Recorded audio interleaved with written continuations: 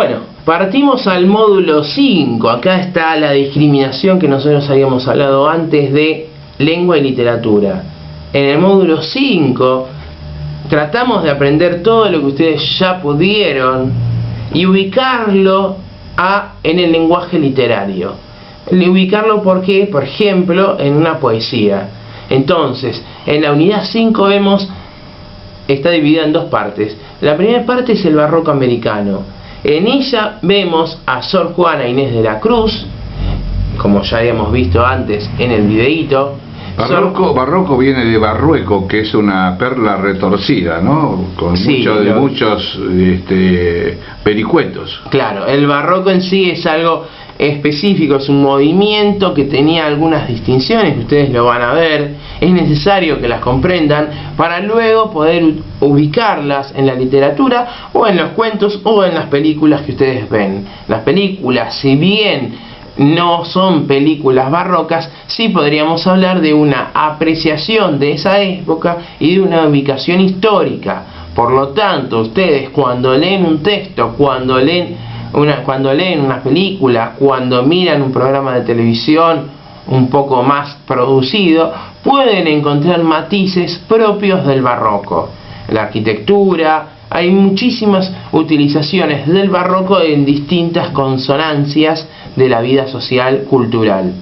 Bueno, abocándonos más a Sor Juana, veremos el rol de la mujer, que ya lo habíamos visto en los enlaces y en los foros, cómo los alumnos discutían acerca de el rol de la mujer a lo largo de la cultura y a lo largo del desarrollo de la humanidad. Fue una adelantada ella en poder poner en su justo lugar el rol de la mujer, ¿no? En realidad ella lo que hace es luchar por una igualdad, en ese momento impensada, en gran posibilidad, pero luchar por una igualdad entre el hombre y la mujer y el reconocimiento de la mujer en un rol social al lado del hombre, que en ese momento era prácticamente despreciada.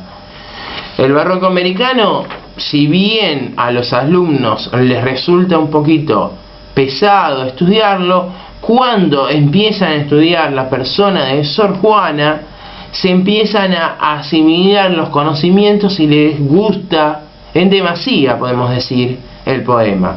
Sor Juana escribe de una manera que, si esquivamos las utilizaciones propias del barroco, es un lenguaje muy cotidiano en cuanto a lo que quiere decir para los alumnos.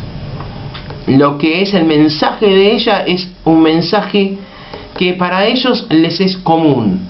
No la forma o el modo que lo expone, pero sí el objetivo de lo que ella quiere decir. En la parte B, el romanticismo en Hispanoamérica, tenemos a Echeverría y el Matadero.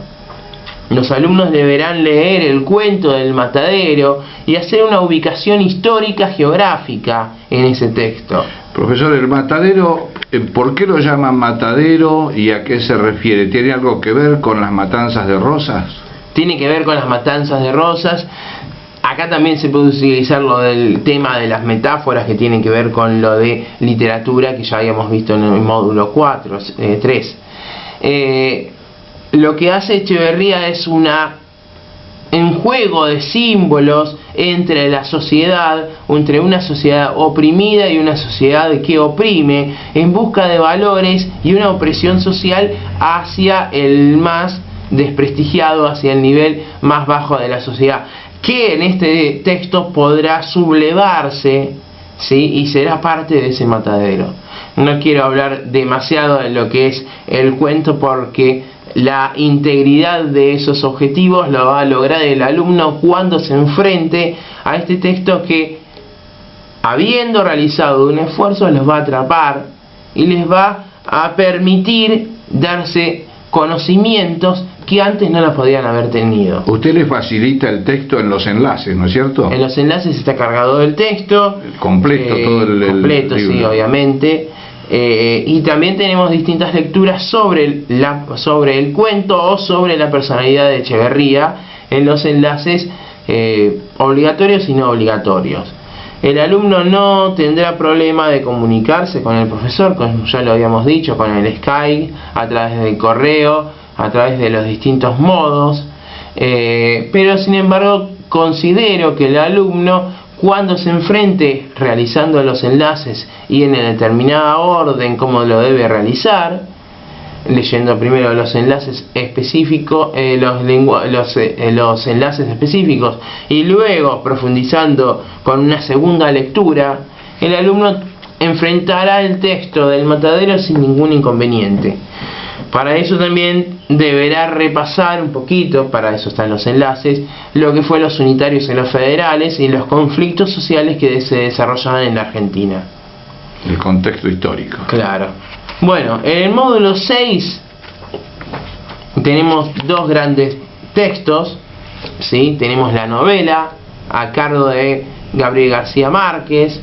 Para ella tenemos cargado... Están los dedos arriba de la foto. Para ella, por ejemplo, tenemos cargado un texto en el cual Cortázar nos habla de lo que fue la novela, el resurgir de la novela latinoamericana, y también el realismo mágico, que si bien no es una novela específicamente realista del realismo mágico, juega con esos códigos como un autor que fue influenciado por esa literatura y por ese modo de vida que ejercían los autores de la nueva novela latinoamericana.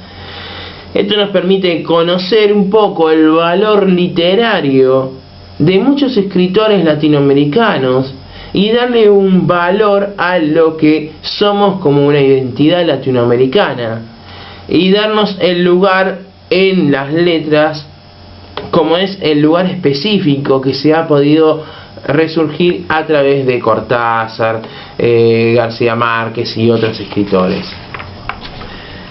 En la última parte de la unidad, en la última parte de la materia, tenemos el teatro, a cargo de Gregorio de la Ferrere, Las de Barranco, un texto que ustedes podrán ver enlaces de la representación, un texto que habla mucho de lo social, un texto que no les resulta de dificultad a los alumnos, un texto que habla de una familia envuelta en una situación económica compleja y cómo buscar una posible solución. Esta posible solución para los alumnos no les resulta ni siquiera complicada la comprensión, leen gustosamente la obra de teatro y no han tenido demasiados problemas en comprenderla. Realmente he comprobado cómo esta obra, que se puede mechar con otras obras como Gestatore, por ejemplo, siguen teniendo una vigencia en el alumno tanto como en otras épocas lo han tenido. Bueno, aquí presentamos ya lo que es todo lengua 2. Lo que les recomiendo es que estudien, que ante cualquier duda se comuniquen con los profesores, ya saben cuáles son los modos. Y bueno, ya saben, tenemos que recordarles por último que necesitamos la aprobación oral y de los trabajos prácticos que ustedes realizan. Esa aprobación puede ser a través de las clases que ustedes tienen, pueden venir a traer módulo por módulo, o puede ser en la última clase. Traten de no dejarlo solo para la última clase, debido a que va a haber una proliferación de trabajos y no se les podrá dar el determinado lugar necesario como para ampliar el conocimiento que ustedes debieran haber conseguido o consiguieron ya para la prueba final.